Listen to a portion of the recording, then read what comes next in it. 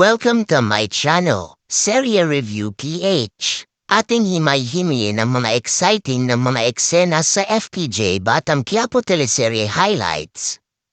Nagpatawag si Ramon ng isang malaking pagtitipon sa mga miyembro ng sindikatong Red Phoenix upang ipakikilala niya si David ang peking tanggol ang susunod na maging leader ng Red Phoenix sa mga susunod ng mga taon. Habang sila tanggol, mga kaibigan niya at si Bubbles ay nag-aabang sa labas ng headquarters ng Red Phoenix para itumba na ang mga ito sa mahigpit pinag-uutos ni Chief Espinas sa kanila. Nagbabanta ito kay Tanggol na gawin ang pinag-uutos niya sa kanya dahil hawak niya ang dalawang kaibigan ni Tanggol. Kahit labag sa kalooban ni Tanggol ang pinagagawa sa kanya ay wala siyang magagawa kasi buhay ng mga kaibigan niya ang nakataya. Si Bubbles naman ay laging sinasabihan si Tanggol na huwag nila ituloy ang pagtakas ng mga kaibigan nila. Sabi pa ni Bubbles wala daw siya tiwala sa mga kaibigan ni Tanggol.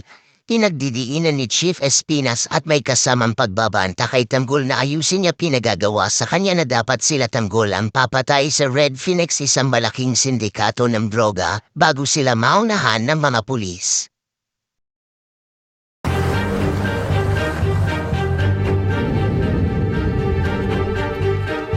Tanggol, sinasabi ko na sa'yo, kung may binabala ka, huwag mo nang ituloy yan. Marami na nagtangka, pero wala nagtatagumpay. Mukhang mamamatay ka lang, pati yung mga kaibigan mo. Bubbles, maniwala ka sa amin. Wala kami pinaplanong tumakas.